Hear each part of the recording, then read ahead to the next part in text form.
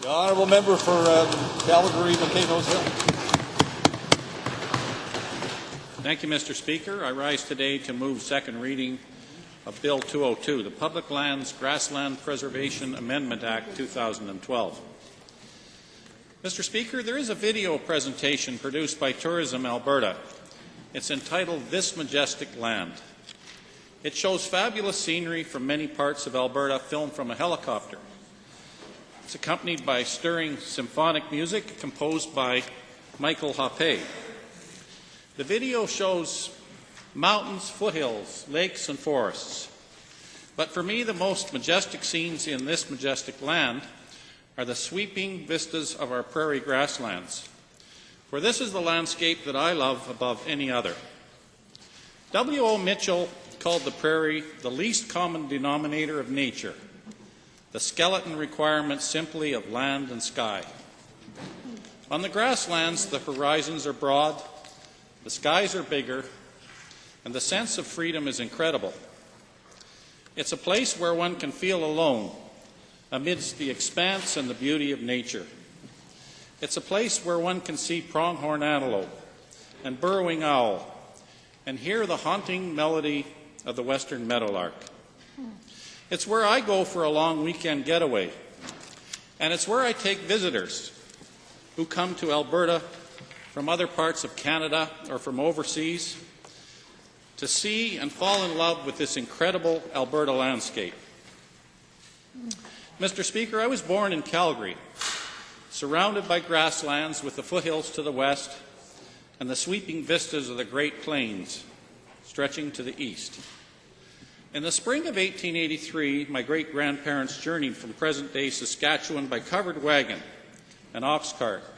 They covered a primeval landscape, a sea of grass, the same sea of grass which supported the vast herds of buffalo, antelope, deer, and elk, and the Great Plains grizzly bear, and the First Nations of the Blackfoot Confederacy, who lived there for thousands of years.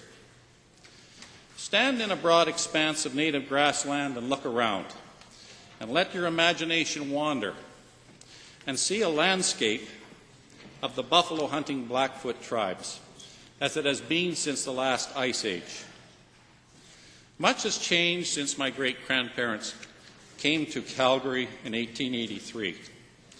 Most of it's been positive for the people who live in this great province. Cities and towns and villages have grown up, roads and highways and railroads and industries and pipelines have been built, and much of the grassland has been tilled and cropped. And most of these things are positive. They've created the prosperity and the standard of living which we enjoy in Alberta. But since I was a young boy, I've seen the native grasslands, which I love, disappear year after year.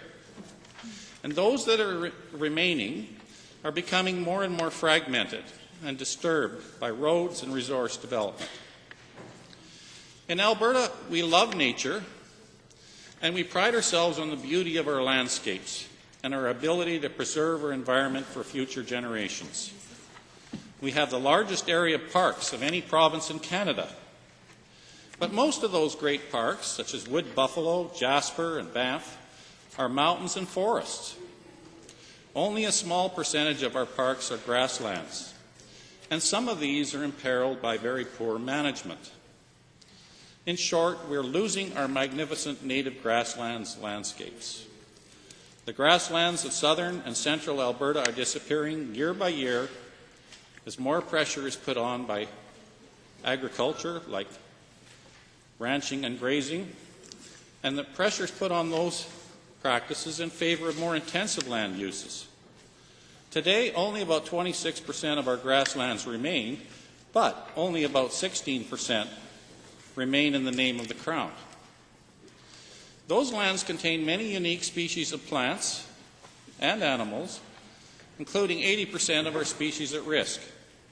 Species like the sage grouse, the burrowing owl, and the ferruginous hawk, a species which I'm pleased that the members of the official opposition have taken an interest in the recent past.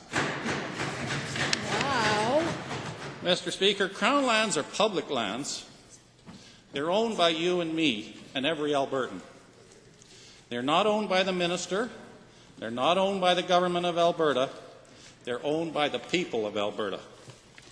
They are held in trust by the government of Alberta and our cabinet in the name of the Crown for all of the people of Alberta.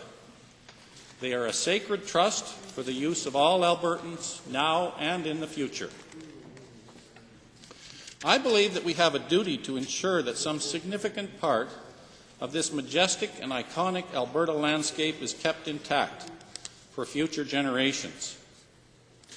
Now, Mr. Speaker, after the introduction of Bill 202 last spring, there were a lot of misconceptions about what the bill does and doesn't do, and I want to address some of them, particularly with respect to the so-called property rights issue. Some have tried to portray this bill as somehow infringing on property rights. Now, let me clear up some of those misconceptions.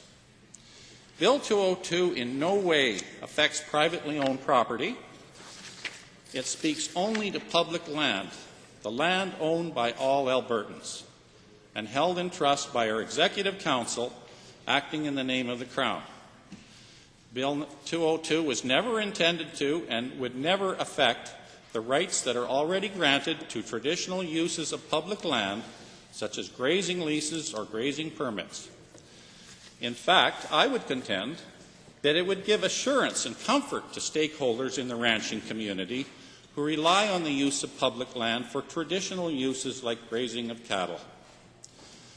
Should Bill 202 be passed on second reading, it would be my intention to propose an amendment to make that clear.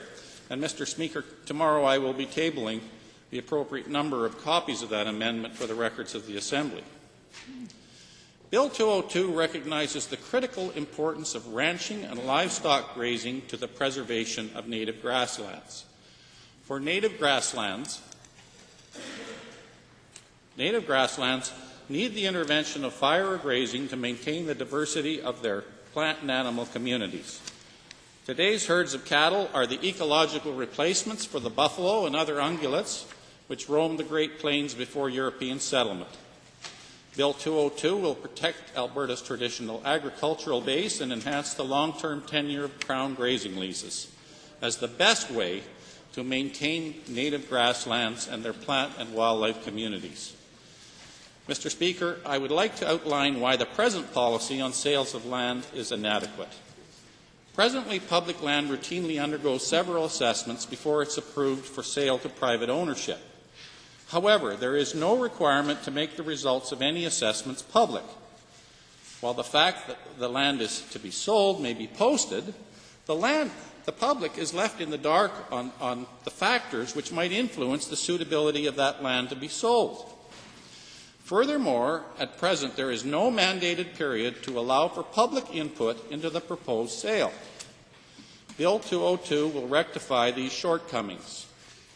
It will bring transparency and accountability to the process. Transparency in that the assessments done on public land proposed for sale will be made publicly accessible.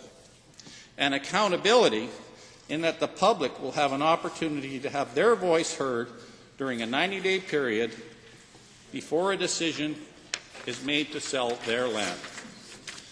Mr. Speaker, since last spring I've conducted consultations with a broad spectrum of stakeholders on Bill 202, and I can say that the vast majority of those are in support of this bill. It's supported by many Alberta grasslands, individuals, and many organizations.